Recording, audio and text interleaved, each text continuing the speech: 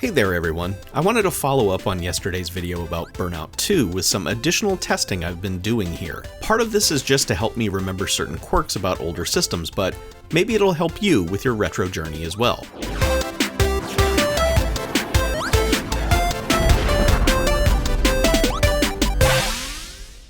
So as a gamer during that time, and as a collector now, I've trained myself to think that when it comes to multi-platform releases during the Xbox, PS2, and GameCube generation of gaming, if it's on the Xbox, go with the Xbox version. It'll be the best of the 2 or 3 console versions that got released. Many times that's true, sometimes it's not. But now that we are in the era of emulation, it can be 100% wrong. PlayStation 2 emulation, for example, is much farther along than original Xbox emulation, in several areas, especially in terms of flexibility of what hardware you can use to emulate those older machines. Don't get me wrong, OG Xbox emulation is coming along fine, but in my opinion there are better overall options when it comes to emulating your PS2 games. And so I decided to see if I could emulate the PS2 version of Burnout 2 and then bump that up to a 1080p resolution, or as close to it as I could get. So I hit up my local game shop, grabbed a super cheap copy of Burnout 2 for the PS2, ripped it,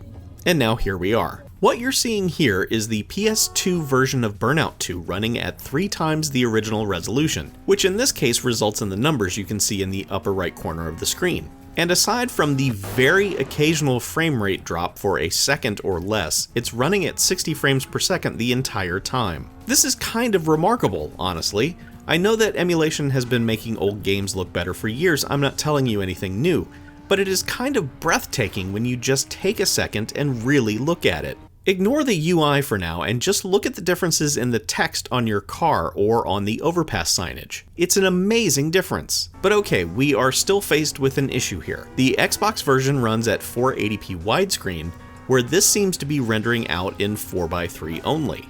Was the Xbox version the only one with the widescreen mode? No, as it turns out.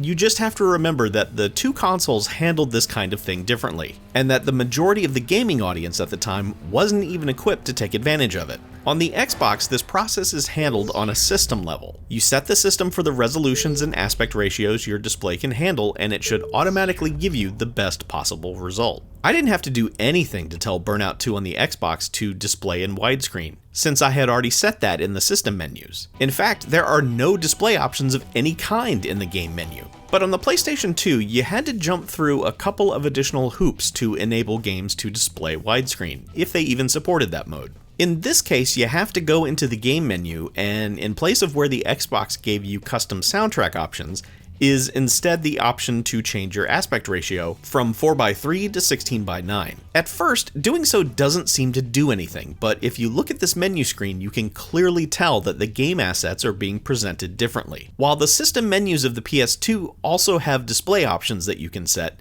in this specific case you have to go into the emulator settings and change the display ratio to 16:9. Now, just changing the ratio in the emulator will not work. It will just stretch the image into an unholy abomination. You have to make the change both in the game menus and in the emulator menus. So basically in this case, you've got the extra step of having to toggle the setting on a game-by-game basis using options in the game menus. But at first I was not convinced this was working properly either, because the UI just looked completely wrong. When comparing the 4:3 and 16:9 results in the same spot though, you can clearly see that as far as the game information goes, it is not stretching the game assets at all, and it's adding additional graphical information to the left and right of the screen. It's just the UI layer that is being moved around and in some cases stretched slightly. That seems to be by design, and I can live with that. So basically what we have here is the PlayStation 2 game running in widescreen at a resolution that is roughly 1080 and at 60 frames per second. I'm going through crash mode, which I would assume is the most taxing part of the game's programming, and really there's barely a hint of a dip in the frame rate. I'm thinking based on how stable this is that I could maybe run it even higher, perhaps up to 4K, but I'm absolutely fine for now with this result. Here's another comparison with the 480p output from the original Xbox. The starting perspective is slightly different at the start of this race, as you can see here, but if I zoom the image just a touch, I can almost line up the 2 versions so you can really see the differences.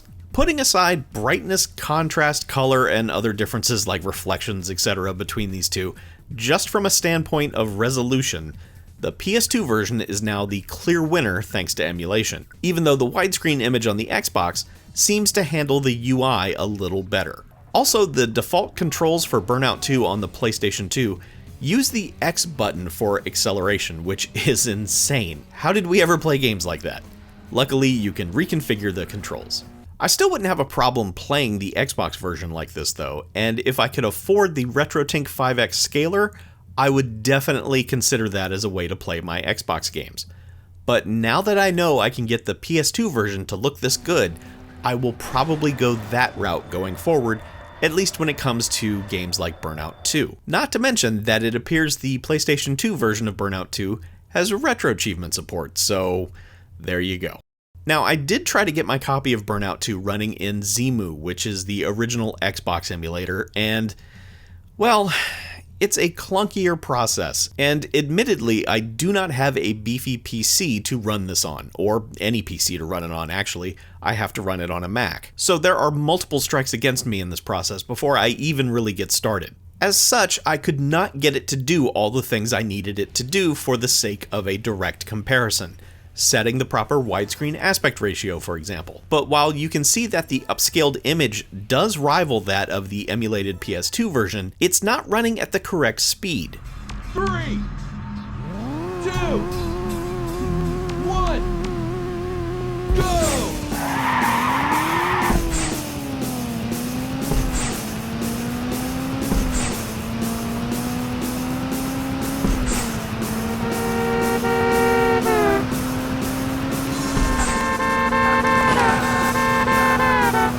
And there were a few other glitches just getting into the gameplay as well. Like I said, it's making strides, and I'm not using a hardcore rig here, but yeah, for me and my needs, the software just isn't there yet. Again, if you've been emulating games for quite a while, I'm not telling you anything new. Most of you probably clicked off this video a long time ago. But for those of us who are just now dipping their toes into this pool, I think it's a fascinating look at what you can do with your video game collection. It's important to note that these kinds of results won't be true across the board, as emulation can get all kinds of wonky depending on the software and the game and the hardware and all sorts of different variables. It is not a perfect console replacement experience yet. But ultimately though, I'm here to tell you to go ahead and wipe away your preconceived notions about the 6th generation of games, because we are now in an era where what once might have been the worst looking version of a game can now actually be the best. It's pretty wild. That's it for today. Thanks for watching this one. It was mostly for myself for future reference and all that, but maybe it'll help you too if you're also starting to go through these kinds of things with your game collection. I'll see you next time. Take care, everyone.